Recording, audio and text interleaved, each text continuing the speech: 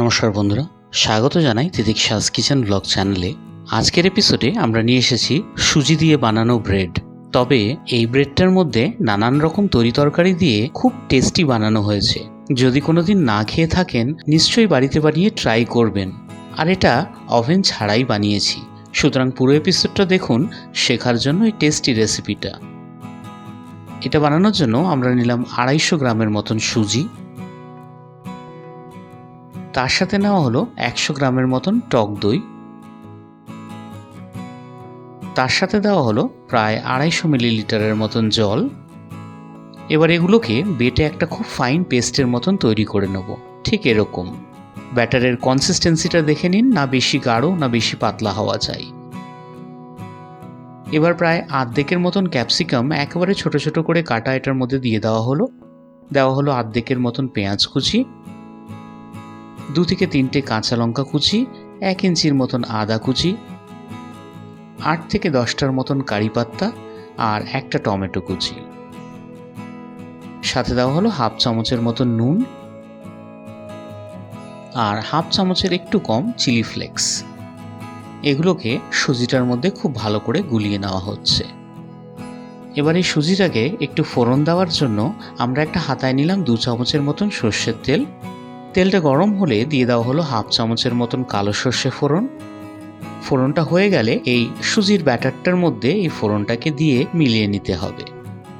সাথে দেওয়া হলো হাফ চামচের একটু কম সোডা। এটাকে খুব ভালো মতন মিলিয়ে নিয়ে ঢাকনা লাগিয়ে ছেড়ে দেবেন প্রায় 15 থেকে 20 মিনিটের মতন। এই যে 20 মিনিট হয়ে যাওয়ার পর আপনি দেখে হয়তো বুঝেই গেছেন সুজিটা একটু ফুলে গেছে আর ব্যাটারটাও অনেকটা গাঢ় হয়ে গেছে।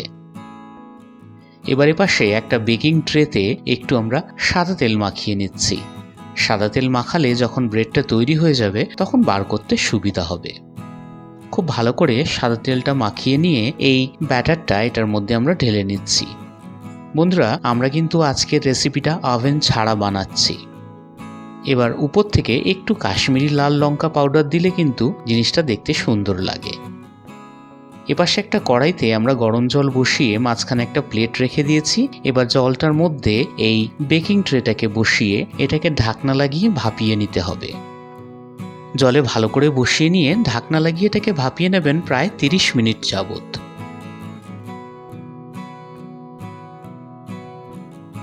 এই যে দেখুন 30 মিনিট হয়ে গেছে আর সুজিটাও কিন্তু অনেকটা ফুলে উঠেছে। এবার এটা সঠিক হয়েছে কিনা দেখার জন্য এভাবে করে একটা কাঁটা এটার মধ্যে ঢুকিয়ে দেখে নেবেন। এই ক্ষেত্রে একদম পারফেক্টলি কিন্তু এটা স্টিম করা হয়ে গেছে। এবার একটু ঠান্ডা করে নিয়ে সাইডটা একটা ছুরি দিয়ে এভাবে করে পরিষ্কার করে নিয়ে এটাকে উল্টো করলেই কিন্তু বেরিয়ে যাবে আমাদের ব্রেড, তবে সুজির ব্রেড।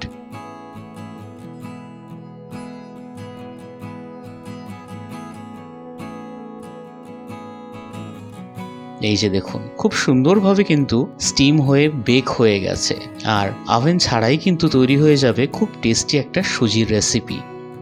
এবার নিজের হিসাবে মোটা বা পাতলা স্লাইস করে এটাকে এমনি সস বা চাটনির সাথে পরিবেশন করতে পারেন বা এটাকে একটু তেলে ছেঁকেও আপনি পরিবেশন করতে পারেন। সম্পূর্ণভাবে আপনার টেস্টের উপরে নির্ভর করছে। এই যে দেখুন একদম টেস্টি সুজির ব্রেড নানান রকম তরিতরকারি দিয়ে রেডি হয়ে গেছে পরিবেশনের জন্য। ব্যাস এটুকুই ছিল আজকের রেসিপিটা কেমন লাগলো আমাদের কমেন্ট করে নিশ্চয়ই জানাবেন। রেসিপিটা ভালো লাগলে একটা লাইক করুন, শেয়ার করুন ভিডিওটা, সাবস্ক্রাইব করুন আমাদের চ্যানেলটাকে এরকম অনেক ইন্টারেস্টিং ভিডিও ভবিষ্যতে দেখার জন্য। এই ভিডিওটা দেখার জন্য অসীম ধন্যবাদ।